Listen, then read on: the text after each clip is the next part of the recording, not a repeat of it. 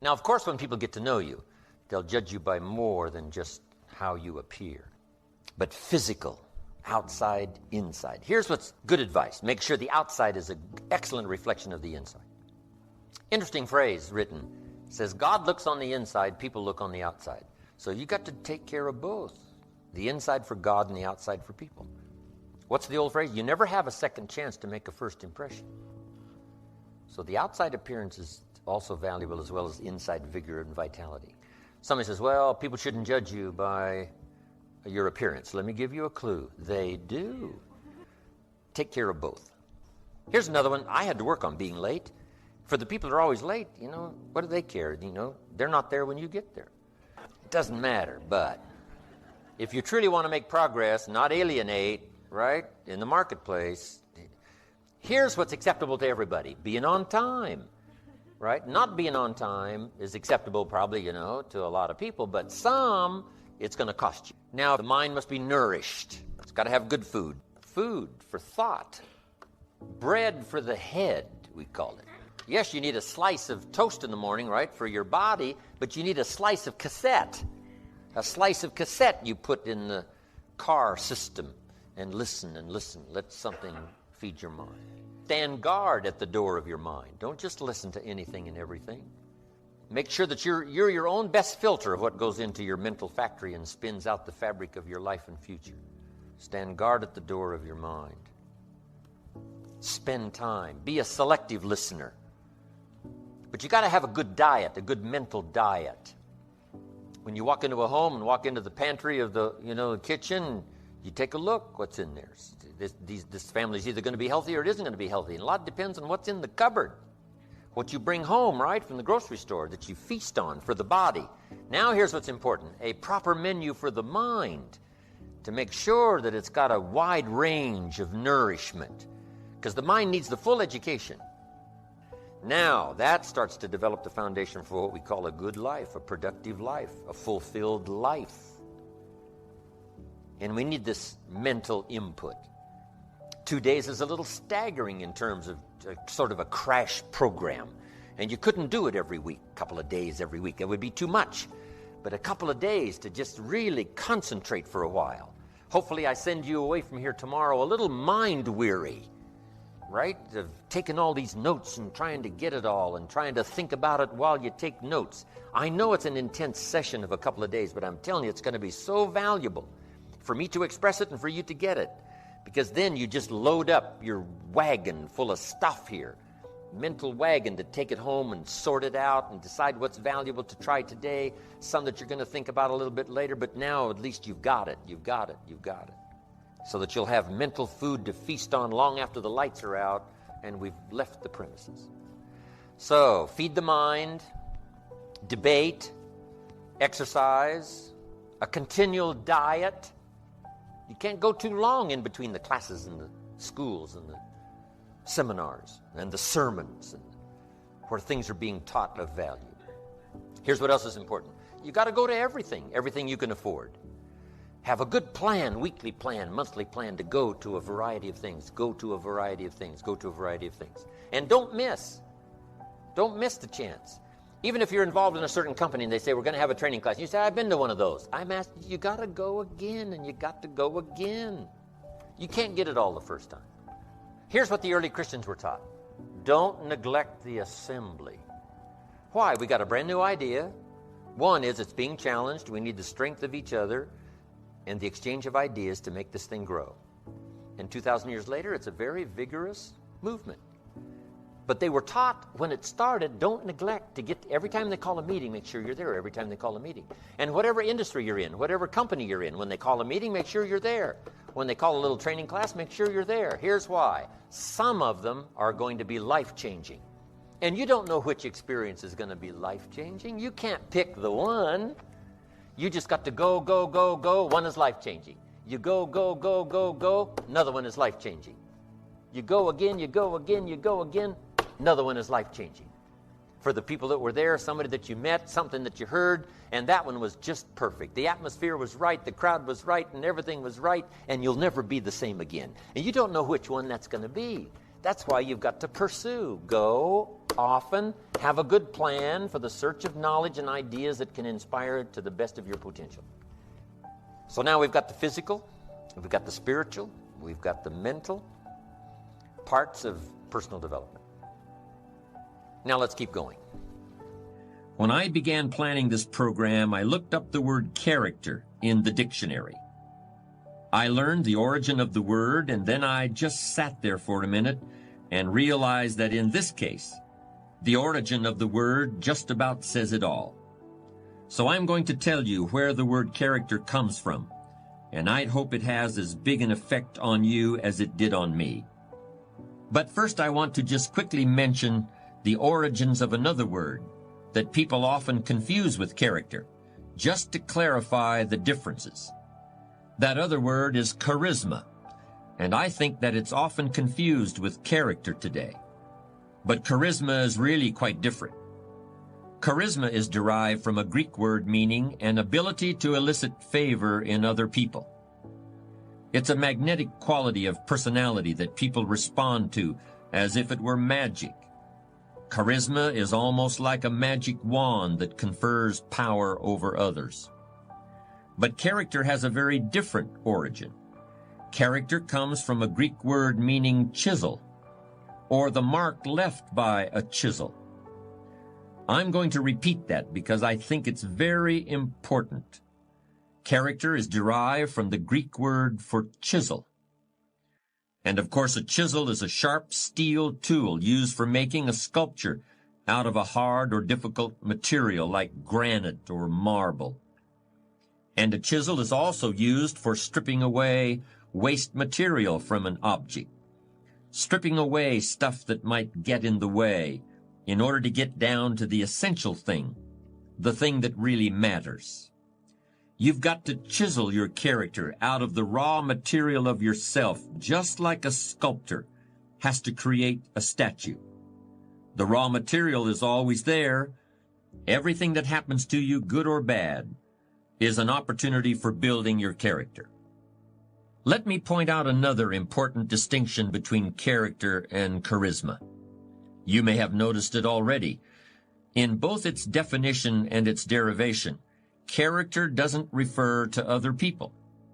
It doesn't refer to having power over other people or getting other people to follow you or gaining favor with other people. Character is something that you have and that you are. You could be marooned on a desert island, and your character would still be important. In fact, it would likely be very important in that situation. But charisma wouldn't do you any good at all. Charisma requires the presence of others, while character is all about you. Character is the person you are after you've chiseled and have gotten past all the unnecessary material to what's underneath. But since we're usually surrounded by other people, let me be a little more specific about how the differences between a charismatic person and a person with character can play out in the real world, particularly in leadership situations. Here are 4 sets of circumstances that can easily occur.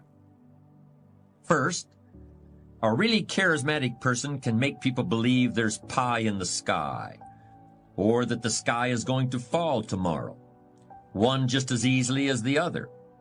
By creating these expectations, charismatic individuals can indeed energize and inspire others, or terrify and demotivate them, until the overblown scenarios are proven false and the charisma runs out. But a person of character doesn't need to be anyone's Pied Piper and isn't comfortable in that role. Instead, he or she looks within for the true source of inspiration and energy. Second, a charismatic person can inspire devoted or even fanatical loyalty. But this can all too easily turn into an unconscious sense of dependency, and that can make matters difficult when the leader is no longer available. Like a charismatic coach, effective during the glory years, but when he leaves the organization, there is a sense of abandonment, and the team may never achieve anything like its prior success. Powerful personalities often resist delegating authority, but it's an attitude of character for a leader to refrain from making himself or herself the indispensable heart and soul of an organization. Here's a third difference between character and charisma that's particularly important in a leadership situation. Charismatic people have to keep pulling rabbits out of the hat. The magic of their presence has got to keep expressing itself, or people might start wondering where it went. Worse yet, they might start getting bored. There were plenty of charismatic individuals around, such as Churchill, Montgomery, de Gaulle, and Patton. What was needed was somebody with toughness, stamina, and ability to manage people. Just before the Normandy invasion in 1944, Eisenhower met with a group of officers who would be going into battle. He stretched out a piece of string on a table and pulled it a few inches with his finger. "An army is like this piece of string," he said. "If you try to push it from behind, it just tangles and doubles back on itself. Soldiers have to be led from the front, not pushed from behind." Eisenhower may not have been colorful, but he could definitely get his point across in a way anyone could understand. He had character in the true sense. One of the biggest pitfalls for a charismatic leader comes straight from his or her ability to inspire love and devotion. And this is the last point I want to make. In order to bask in the warm glow of a leader's approval, people may become reluctant to voice disagreements. There are people who become isolated because subordinates are afraid of them. But the same isolation can occur as a result of misplaced affection. People of character are usually well loved by everyone around them, but they make it clear that their own first love is for the truth, even if it hurts. Because character is what's left after charisma is gone. I'd like to elaborate a bit on a comparison I made earlier about how creating your character is like an artist creating a sculpture. The essential point is this: I don't think character is something that just happens by itself, any more than a chisel can create a work of art without the hand of an artist guiding it. In both instances, a conscious decision has been made. A conscious process of design is at work. Character is the result of hundreds and hundreds of choices you may make that gradually turn who you are at any given moment into who you want to be. If that decision-making process is not present, you'll still be somebody. You'll still be alive, but may have a personality rather than a character. And to me, that's something very different. You build character out of certain qualities that you must create and diligently nurture within yourself, just like you would plant and water a seed or gather wood and build a campfire. You've got to look for those things in your heart and in your gut. You've got to chisel away in order to find them, just like chiseling away rock in order to create the sculpture that has previously existed only in your imagination. But the really amazing thing about character is that if you're sincerely committed to making yourself into the person you want to be, you'll not only create those qualities, you'll strengthen them and recreate them in abundance, even as you're drawing on them every day of your life. Now let's keep going. Ideas plus inspiration. Make the note, we need ideas for goals and plans to design our life for the future. Tomorrow we'll do the workshop, setting goals for the next 10 years. Ideas for plans to achieve those goals. But here's what else we need: inspiration.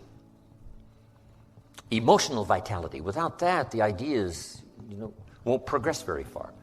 They may serve you to just get by, but I'm sure you haven't spent this kind of money and this kind of time to pick up ideas just to get by. But we want to be able to flourish. However, that is a human being's two major objectives. And you might make these notes. One is to survive. First, we must learn to survive. Second, then, we learn to succeed, which is beyond survival. But most people settle in just in sort of the survival mode, enough to get by. They've got all these resources to tap, and they don't tap them because, they're getting by. Their kids aren't starving. They got a roof over their head and some clothes to wear and food to eat. But to go way beyond that, to flourish, not just to survive, but to flourish. I'm sure that's what all of us are here these 2 days for, to find more ideas on how to do that. Now, the idea part is fairly basic and upfront, right? We're going to talk about time management ideas. We're going to talk about leadership ideas. We're going to talk about good health ideas. We're going to talk about all kinds of ideas. And they're fairly easy to put forward. Here's what's a little more tricky, inspiration. Who knows why one's inspired and one is not inspired? Here's what I call it. It's a good thing to remember for the rest of your life. It's called the mysteries of the mind. And you'll be confronted with that forever, the mysteries. Here's what we have to do with most mysteries. Leave them mysteries. And learn to be curious instead of dismayed. Say, why is it this way? Say, I don't know. You get your own planet, you could rearrange it some other way. But on this planet, we seem to be guests. So you figure out how this one works, whoever set it up, right? We follow how it's been set up. Then if you get a chance for a planet, then you can rearrange the whole deal and say, well, I'm not going to do that, I'm going to do this, I'm going to do this. So if you ever get that chance, you can do that. But hey, on this one, it was prearranged before we dropped in here. But on the spinning planet headed somewhere, right, what is the deal? And part of it is a mystery. One of the mysteries. Where did we come from? Where are we going? Some of those are a bit unfathomable. We try our best to understand. One writer said what? We see through the dark glass. We think we've just about got it figured out, but it's a little hazy. It's a little dark. We can't see it quite as clear. But all of our lifetime, we keep searching for ways to see it better, see it better. Someday, hopefully, it'll all be clear. But some things are mysteries. I do a seminar like this. Someone walks out and says, I'm going to change my life. Someone else walks out and says, oh, I've heard all this stuff before. Why two different reactions to the same seminar? Just make the note. It's a mystery. And I haven't tried to solve that.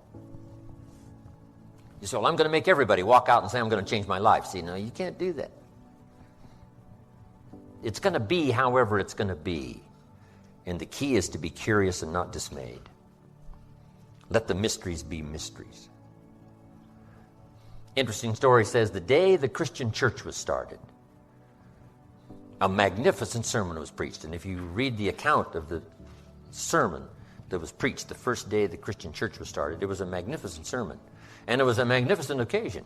It said there was a multitude that heard this sermon, meaning what? A lot of people heard it. But there was an incredible variety of reaction to the people that heard the sermon. It said some that heard the sermon were perplexed. And I thought, wow, this looked like a pretty straightforward sermon to me. Why would anyone be perplexed? And here's the simple answer. They are the perplexed. I mean, if you try to figure that out, you go crazy. And here's what I learned to do. Leave the perplexed. You can't straighten this out. It said some that heard this great sermon laughed at the speaker and mocked, laughed and made fun of him. I'd say, well, hey, this guy looked pretty sincere to me. Why would anyone laugh and mock? And it's a simple answer. They are the laughers and the mockers. And there's nothing you can do about that. You can't straighten it out and you can't turn it around. You just have to let be whatever is and let it be rather mysterious, but learn to be curious and not dismayed.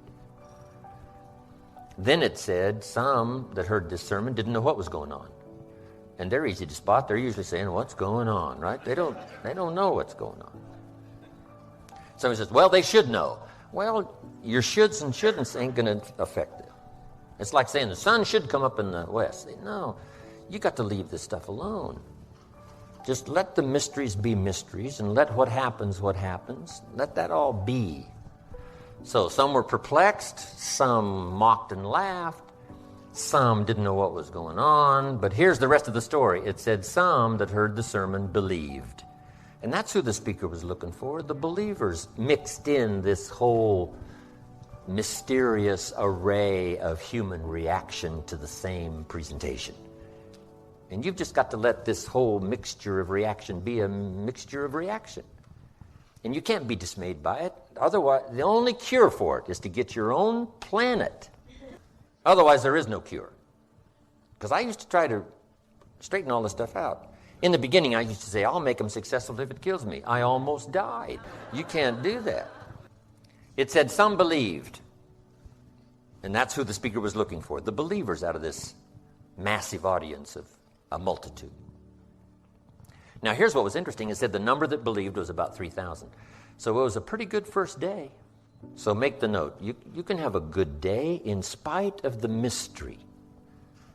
In spite of the mystery of reaction, in spite of who's who, in spite of what happens, in spite of the full variety of human reaction and human behavior, in spite of the whole mix in each community, in each place, in each school, wherever, in spite of this whole mysterious mix of how things are and how humans react and how they behave, here's what you can have: a good day. 3,000 the first day. Wouldn't you call that a good day? 3,000. I've had some pretty good days, but not 3,000. Amazing. So, let the mysteries be mysteries. But inspiration, hopefully I've caught you at the right time where you'll be inspired to listen, inspired to take notes, and then inspired to give it a try. And this is all I ask after the seminar's finished. Just try some of this stuff. Some of the ideas I'm going to share with you the next 2 days. Just give it a try. You never know till you try, Papa said. See if it'll work for you. And then here's what's next. Refine it all as you go. First you learn, then you try, then you refine, then you evaluate, then you pass it on. But here's the key, is to turn response into results. I appreciate applause, but applause is not the deal. For me, here's what's valuable, is to have this stuff work in someone's life. To have it make a difference in someone's income, have it make a difference in someone's financial future, have it make a difference in someone's health, measurable difference in someone's future and health. That's my game. And if I can give you something that'll help make a measurable difference as time passes, see, that's what's it for me. Key phrase, results, is the name of the game. I do another seminar called The 5 Major Pieces. It's also the title of a book, but here's those pieces. One is philosophy. We're affected by what we know. Next is attitude. We're affected by how we feel. Third is activity, or disciplines, or work. Labor, it's called. We're affected by what we do. And number 4 is results. Learn to measure and count to see how you're doing. Making progress is the name of the game. And here's how I describe it. Measurable progress in reasonable time. That's what we ask of our kids. That's what we ask of everybody. Make measurable progress in reasonable time. But results is the name of the game. We don't study philosophy just for philosophy, or attitude just for attitude, or discipline just for discipline. These things by themselves serve no purpose.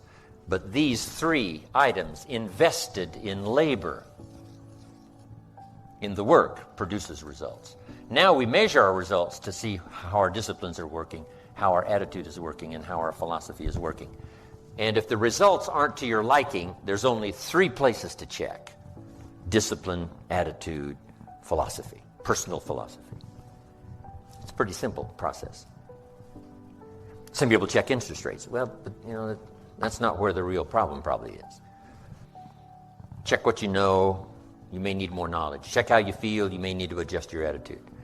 And check your disciplines, and you may need to add a couple to the ones you're already engaged in. And that'll start immediately to changing the results that you can measure, that you can count. And you might add one more word here: weigh.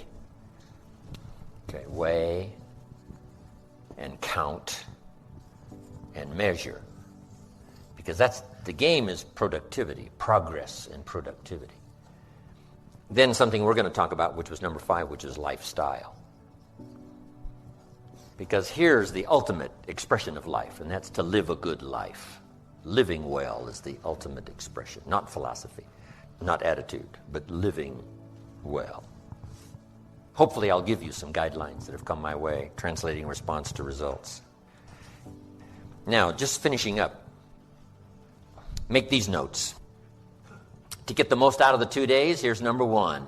Everybody would agree on number 1. Be thankful for what you already have. Here's the next one. Be eager to learn. I know all of you already know a lot, but be eager to learn the rest. I've learned a lot in my years, but I'm eager to learn the rest. Now I'm trying to capsulize my learning. I'm trying to accelerate my learning, right? Because I don't have a couple hundred years left. So I've got to accelerate my learning curve, especially in the next 4, 5, 6, 8, 10 years. And I'm asking you to do the same. An accelerated learning curve to maximize the time to learn as much now in 1 year as you used to learn over 5 years. Just accelerate the curve. Eager to learn. No matter how much you know, you can always learn a bit more. Improve your life, sometimes to a startling degree. Some of the great fortunes of the world were made, what? After someone turned 50, 60. Because now they've got all this experience. Now when an idea comes, they invest 50 years. They invest 60 years in this idea, and it explodes into fortune. So as maturity comes along, what a great time now to come up with good ideas, because now you can maximize their possibilities because of your maturity and what you already know. So be eager to grasp that next idea, because it could explode your health, explode your life. It could start a whole new realm of future for you at dimensions you never even thought of, the next idea, the next couple of ideas. So be eager to learn no matter how rich you are, how healthy you are, where you are.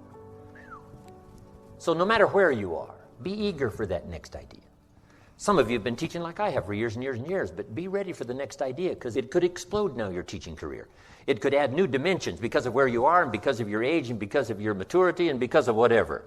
The next effort you make to get something, no telling what that may add in terms of multiplication in your life and your ability to affect the lives of other people. Amazing. Here's what also I'd ask you to do. Argue later with all the stuff I'm going to cover. I wish we had time to debate every issue, because a lot of this stuff's up for debate. Nobody knows that better than me.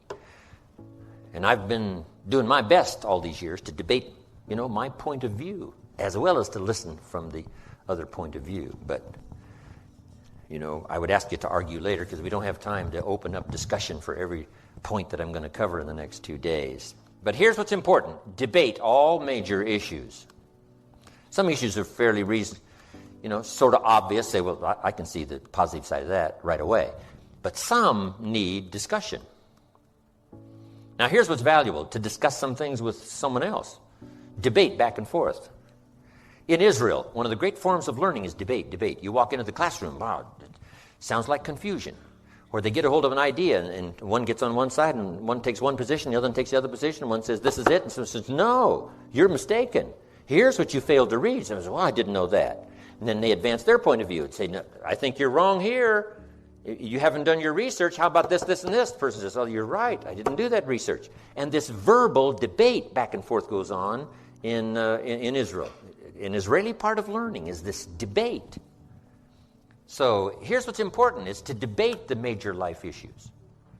In good health today, the great debate is on, which has given us advances we've never had before. So here's what you must be, though, in the debate: a good student. Open to learning, defending and learning. That's what's important, not just to defend, but to defend and learn. Defend your point of view until it's sort of obvious that you've got to give some ground here because you haven't done your research. But this debating is important. We have to debate the health issues. One health book says, do this, you'll live forever. The second health book says, if you do that, you'll die young. So here's what we should do. Make the note, right? Be a student, not a follower. This is important advice. Not to be followers, but to be students. Be no one's disciple except the Lord's. You wind up in Waco, Texas. Be no one's disciple. But be a student. Someone says, well, these 2 books now have opposing views about health. Here's what you should do. Answer. Read both books and make up your own mind. Read both books and see if you can't figure out some way so that it applies to you, maybe drawing from both presentations. Not to follow one or the other, but to draw from one or the other, or maybe both, and develop a plan for you. Here's some of the best advice I've got for you. Make sure what you finally do is the product of your own conclusion. Make sure what you finally do in your financial pursuit, in your health pursuit, in building a good family pursuit, in developing your spirituality, make sure what you finally do in pursuit of that is the product of your own conclusion, meaning you've processed differing points of view, you've processed what you've learned matched with what someone is teaching you. Here's what's important. No one voice has all the answers. I certainly don't. I only have my point of view. I only have my perception.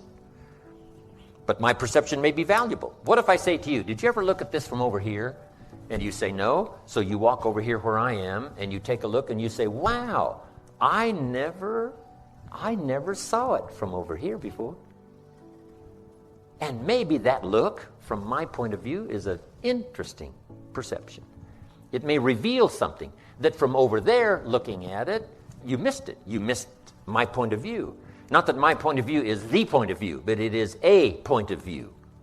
Right? There's a difference between a point of view and the point of view. Here's the first skill that revolutionized my life. Sales. Learning to present a product and service to the marketplace. I multiplied my income by 5 first year. Multiple skills. So now I got 2 skills. Milking cows and making sales. But the skill revolutionized my life. I had never seen that perspective before of how I could so dynamically affect my income by learning this extra skill. Amazing. So be eager to learn, argue later, but debate, right? Is it for me or isn't it for me? Do I have the temperament? What is the deal? Should I start now and learn or should I postpone it? What should I do? All of this stuff is very good. Turn it over in your mind till finally you decide. Next, become a good listener. It is difficult. We live in such a busy time. It's going to be a little difficult to shut everything out for 2 days and just concentrate here. Because our life's out there, right? Our family's out there, and our friends are out there, and our business is out there, and things are going on out there. Things are happening out there, right? And sometimes out there, we get sort of distracted thinking a lot about what's out there. But if you can, to the best of your ability, zero in here, give you the best of your attention that you possibly can. Let me just at least start our first subject for today. It's called Enlightened Self-Interest. Part of human nature is self-protection.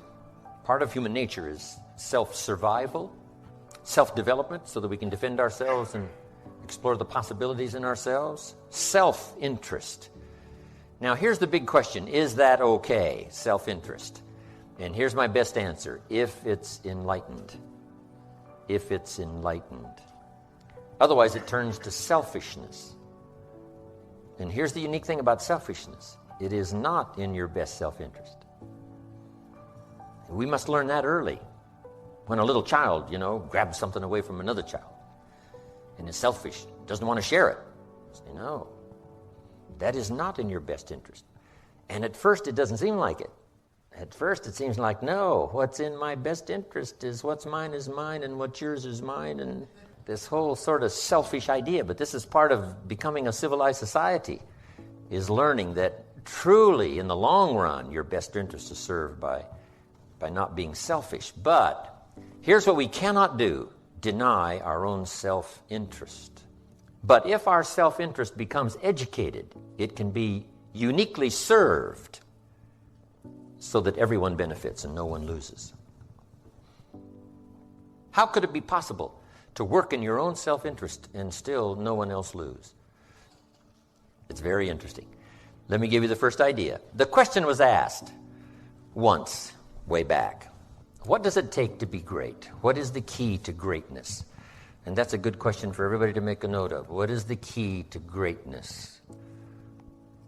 The full development of our potential, because that's really 2 parts to life, is the full development of our potential and the wise use of all of our resources. You can't describe life, human life, any better than that. The full development of all of our potential and the wise use of all of our resources. That's worth a few books. Just those 2 sentences is worth several books. Full development of all of our potential and the wise use of all of our resources. But in the development of our potential, the question was asked, how can we be great? Or should we even seek for greatness? Now, the answer was given how to be great. So it must have been okay. And let me break it down for you. The key to greatness, how to act in your own self-interest, but still not diminish the interest of anyone else. And it's a very simple answer. Now, greatness could be defined in many ways. Great wealth, great power, great influence, great self-esteem, great self-respect. There's many kinds of greatness. But how could we achieve all of that greatness in some measure or ongoing measure? How could we achieve that? Here was the simple answer. It said this: find a way to serve the many. Find a way to serve the many. It is the greatest key to self-interest. Now, at first, it doesn't seem like it, but that's what education is all about, is to take what at first seems to be the best and then find out later, no, that's right, that's not the best. In teaching financial independence to kids, guess what we teach? Someone say, well, what's best now is to spend your money. Say, no, that's what seems to be best. That's what seems to be best. But if you give it a little thought now and attend a couple of classes, guess what you'll learn? That isn't the best. What I first thought was the best turned out, when I was more educated, that wasn't the best. So here's what we teach kids. The best is discipline of your resources. So here's what we teach kids. Do what you have to as quick as you can so you can do what you want to as long as you can. Do what you have to. Save your money. Invest your money. Do what you have to. Conserve your resources. Exercise the discipline now, because then that later leads to many years of self-satisfaction. So that's what education is all about, to turn around what seems to be our best interest and say, no, now I understand that isn't what's best. You got a toothache. You got a cavity in your tooth. What seems to be best is just to neglect and say, oh, well. But here's what's the problem with the cavity. It doesn't get better. So you got to go take care of it.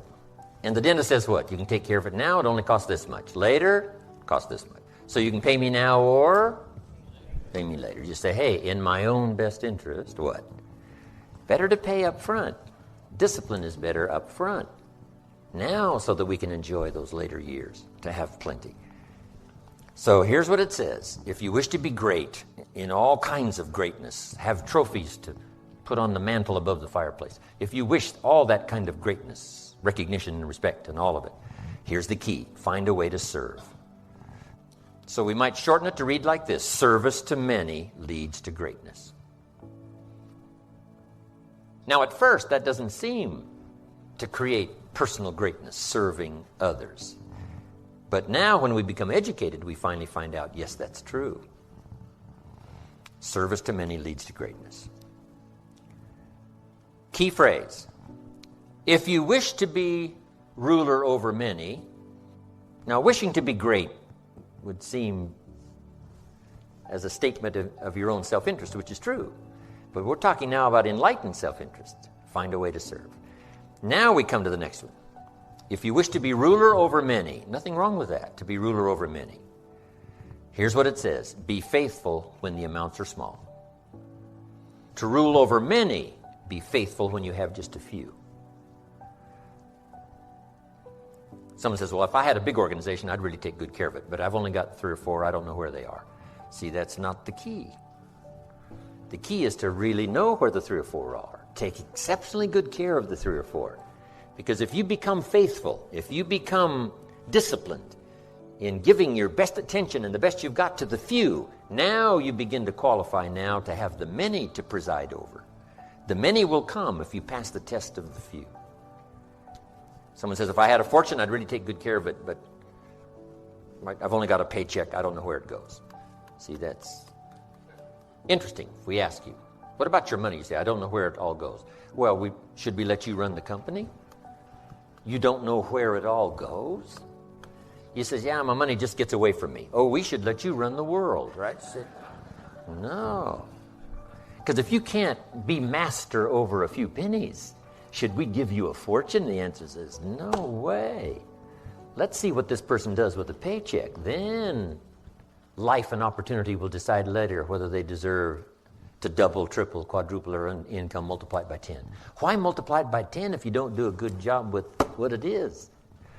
So the key to greatness in your own self-interest is find a way to serve, and number 2, be faithful when the amounts are small. Now here's what's exciting. Learning to give is in your own best interest. It doesn't seem like giving something is in your own best interest. But here's what it says. If you wish to receive, and if you wish to receive, we would call that wishing for your own self-interest, wishing to receive. But here's how you receive in your own best interest, and that is to give. If you give, you will receive. And you cannot understand that unless you're educated.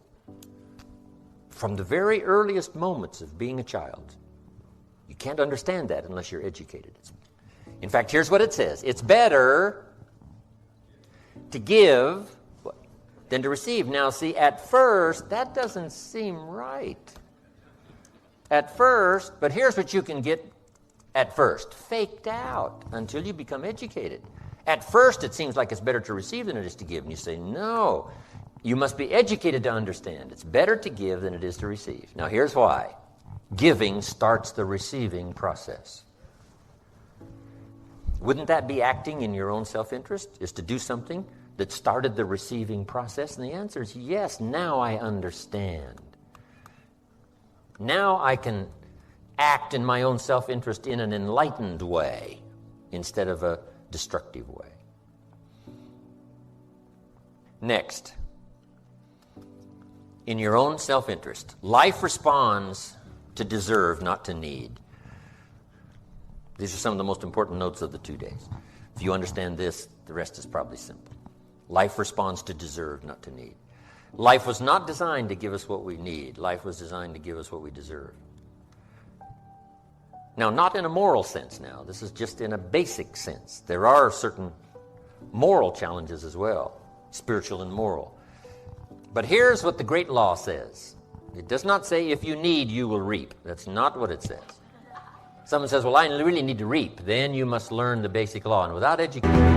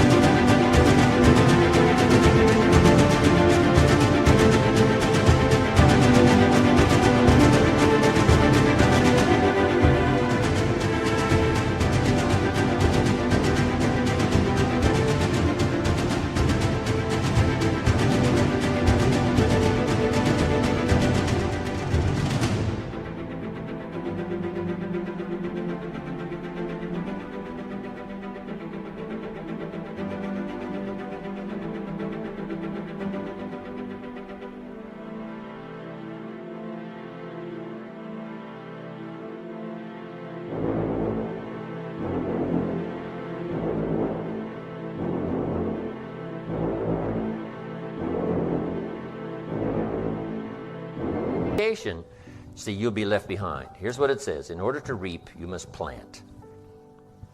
Guess who deserves to reap? Those who plant. So, could I deserve something unique and valuable? Yes, if you understand the law, if you understand how it works in your own self-interest.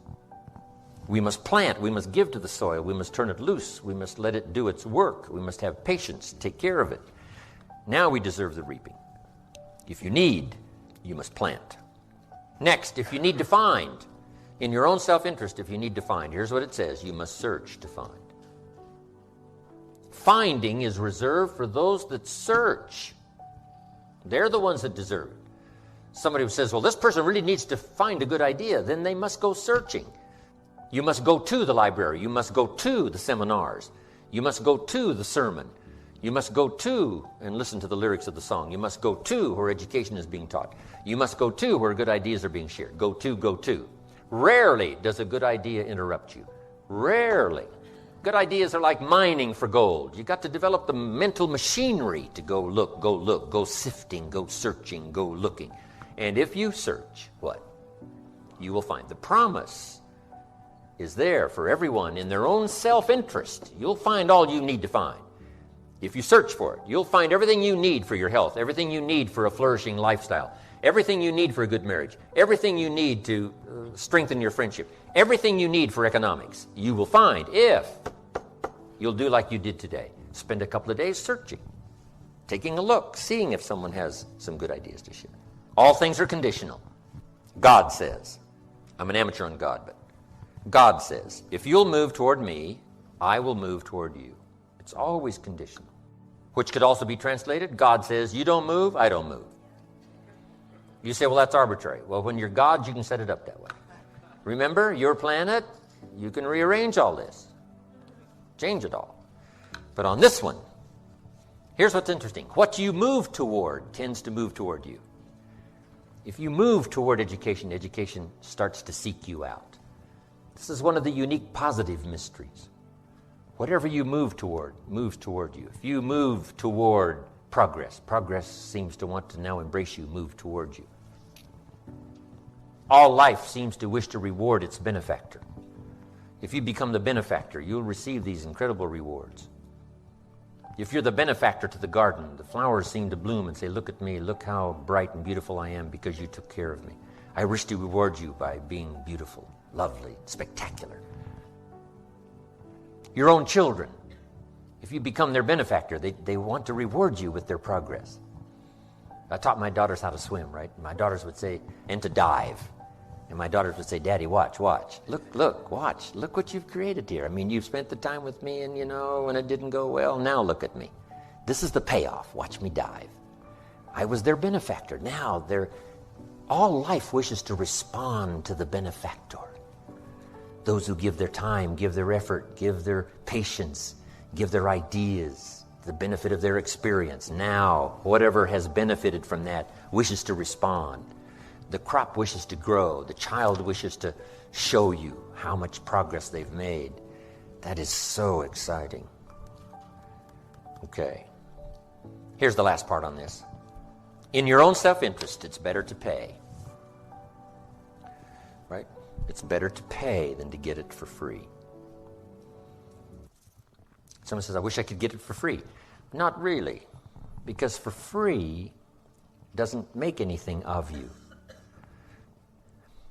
Here's a good phrase to remember. I wish to pay fair price for everything, for what it makes of me to pay. For the development I must achieve, to be able to pay, that's more valuable than to pay and to receive. Promise is on the other side of price. Should we give you the promise without the price? And the answer is no. That would violate the whole deal. Helping kids to change their vocabulary. A child says, I need $10. Said, that doesn't unlock the vault here. What unlocks the vault? How could I earn $10? Now, see, there's plenty of money here. You just got to use the right language. And the vault comes open. There's the money. There's the door. If you use the right language, part of it is language. We're going to learn tomorrow about financial independence. Part of it's language. Here's what I teach kids, not to have a savings account. It's important not to have a savings account. Here's what's important, to have an investment account. You want an account that pays. I said, oh, I understand. An investment account, not a savings account. An account that pays you interest. So, the magic language around the house for the kids. How can I earn $5? Not I need $5, not give me $5. How could I earn $5? How could I earn $10? Now here's what's important. Even more important than the $10 that achieves the objective is the development, the personal development that comes from being able to pay. Being able to pay is more valuable than receiving. Getting something is never enough. Paying for it, earning it is the real value. I got 4 parts to the day that turns your life around, and then we're finished for the day. Number 1, disgust. Disgust is a negative emotion, but it can have a very positive, powerful effect. Disgust says, I've had it. What an important day that could be. I met a beautiful, powerful, accomplished executive lady in New York. The company invited me to come in. This lady was the vice president, extraordinary lady. I got to know her, and I found out her story. I said, how did you get here? Big income. And she never went to never went to college, never went to university. I said, how did you get here? Executive, powerful, income. She said, well, let me tell you part of the scenario. She said, when I was a young mother a few years ago, she said, one day I asked my husband for $10. And he said, what for? Before that day was over, I decided I would never, ever ask again. She said, I started studying opportunity, found it, took the classes, put myself through the schools, did the scenario. Now I'm vice president. I make a lot of money. And she said, I kept my promise. I've never, ever had to ask again. It's called a life-changing day. The day you say, enough is enough. Now, if you can add an act to your disgust, it helps. The man takes a shotgun to his car, blows out every window, destroys every tire, puts 100 rounds in it, and says, I've driven this embarrassing thing for the last time. And then he saves it. He saves it. And later when somebody says, how did you become rich and powerful? He says, let me show you this car. One day I'd had it up to here. I blew it to smithereens. Here's the last three. Next is decision. Decision-making is a life-changing day.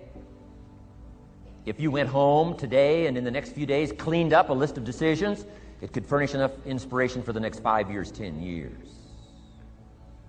What an inspiring day, the day you can bring yourself to decide.